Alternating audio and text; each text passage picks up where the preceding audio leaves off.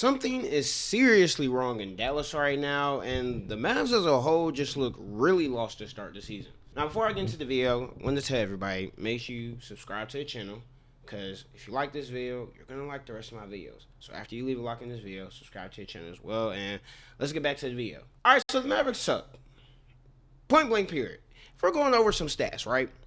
Currently, as it stands, the Dallas Mavericks are 3-7. They are 30th in the league right now in points per game. So almost last. They are above average, 13 rebounds per game, but 27th in the league in assists per game. But to their credit, they are 8th in the league in opponent points per game. So I guess the thing about defensive mindset, defense wins championships, is this true? Technically, like you're 8th in the league in how many points you allow your opponents to score. The problem is you can't score either. Like that's literally the issue. And now we're hearing reports because a Mavs team that some of us were thinking could be like a little play-in, you know what I'm saying, or maybe even a 6 seed, in the NBA, depending on what happened with AD and Cooper Flag this year. Now they're 14th in the Western Conference. Something that I'm sure nobody was expecting from the Dallas Mavericks. I know I wasn't expecting them to be 14th in the conference. And now it seems like Jason Kidd, it looks like he wants to be gone, but he's on the hot seat. But most importantly, Nico Harrison is on the hot seat. Like, we got a report this morning that the ownership is shaking and all these different types of things. They're talking about certain things that they're probably going to end up doing. And with Nico Harrison saying it's not a matter of of if he gets fired. It's a matter of when. When you should fire him right now. You should have fired him. Actually, you should have fired Nico Harrison as soon as that Luka trade was done. As soon as you found out, hey, Luka's gone. Like, I traded Luka, bro. We got AD. That's when you should have been like, hey, pack your bags, bud. That's when you should have been like, go to your office, pack your bags. Actually, stay where you're at. We're going to send all your stuff to you. That's what should have happened. Because now, sure, you got AD, but you trade Luka Doncic after he just took you to the NBA Finals? But of course, he preached his whole defense wins championships and, all these different types of things. But it's not looking like this defense is winning you any championships now. And the main reason why is honestly because your offense is so bad.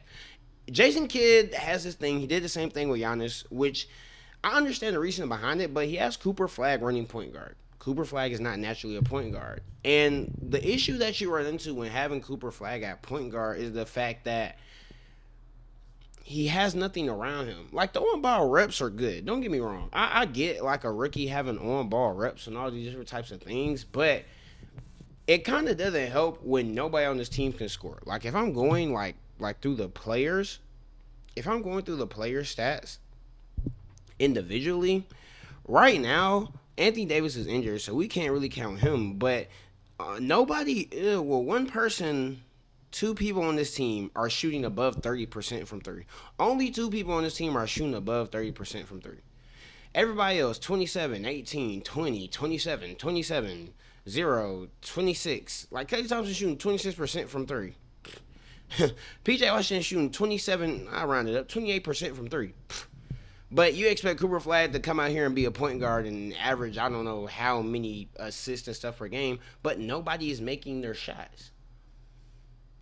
And it doesn't help the fact that y'all don't have a true point guard. Like, yeah, I know we talked about D'Angelo Russell probably running point for this team, but fact of the matter is, D'Lo is not a very good point guard. He's just not a very good point guard, and he isn't really that great of an option for you guys. But the issue is you have nobody else on this team who can really hold the rock. So it's like, yeah, bump it. Give Coop the ball. Let him rock out. Like, let him be point guard. But he has no spacing. And Coop isn't like a natural shooter or anything like that. He's not somebody that's just going to sit up here and be Steph Curry. So you run into an issue where he can't really make plays for anybody else because nobody respects any of the perimeter threats on the team. Nobody respects any one of them. He doesn't have AD on the floor because Anthony Davis is injured, but we're going to get into that later. So he doesn't have Anthony Davis to kind of help him a little bit, alleviate some of that pressure that he's been dealing with. So now you're in a pickle. Because if you're Cooper Flag, think about it. If a team does not respect the other people on your team as legit threats from the perimeter in today's NBA, you can't do anything. They're going to sag off them. They're not going to close out as hard. If you drive, they're going to be more inclined to kind of crash in and kind of crowd, put a wall up in the paint, and that's bad for a lot of players. There's a lot of players who aren't really succeeding in that environment. Cooper Flag as a rookie is one of them. That's why he's averaging 13 points, and he is averaging 2 turnovers a game and only 3 assists per game. And I'm not putting any of this on Cooper. Like Cooper, bro, he's a rookie. Like this dude is a rookie. He is. I didn't expect Cooper Flag to be some generational talent, LeBron James s guy. Like I wasn't expecting him to be like that in year one. You know what I'm saying? So it's really not on him. The main person that's on is Nico Harrison because this roster is horrible. And this whole if thing about Nico Harrison being gone should have happened months ago. And I actually found an article. I found an article by Fadeaway World. Shout out Peter the Plug because he had talked about it on his video about like the 10 things that Nico Harrison has done to ruin the Mavericks. First thing, trading Luka Doncic. A lot of people are saying it's the worst trade in NBA history. And as much as I want to skip past that, I'm going to talk about it even more, actually. You trade Luka Doncic, who at the time was 25, for Anthony Davis, Max Christie, and 1 first-round pick. The issue with Luka was, okay, he's not really that defensively inclined. Cool. That's a fact. But he's one of the best offensive players in this sport, and you could argue that the sport has ever seen. Whatever. You complain about Luka being out of shape, how he has some injury concerns and all these different types of things. Okay, so Anthony Davis. So you telling me you had a guy like Luka Doncic, but you're concerned for injuries and all these different types of things. So you trade for a dude with chronic injury issues? Like not just in LA, but throughout his whole career. Like his whole career, Anthony Davis has been known as a guy that gets injured. That's what you get for Luka. And then lo and behold, Anthony Davis not only comes into the season out of shape, but he also comes like 5 games into the season is already out. With like, I think he had an Achilles injury or something like that. Got like freaking bodied in the first game by Wemby. And I mean, rest of the season, he's been okay. Like he's averaging 20 points, 10 rebounds, 1 block, 1 steal, but not like Luka. Luka's averaging 37, 10, and 9. Really, let's round up to 10. He's averaging a triple double, and he hasn't been injured. He was injured actually for like a week. I take that back. But now the Lakers are contenders, and your team talking about defense and win championships. Your best player is out with the exact same things you traded your former best player for, who, mind you, was better than him. And building this roster has been horrible. Goes to the second thing and the third thing. Failing to extend Jalen Brunson. This is one of those things where in a moment you're like, it's a big issue, but you're not really tweaking off it too much. But failing to extend Jalen Brunson when you could have had him for $14 million per year in the Western Conference after he led you guys to the Western Conference Finals.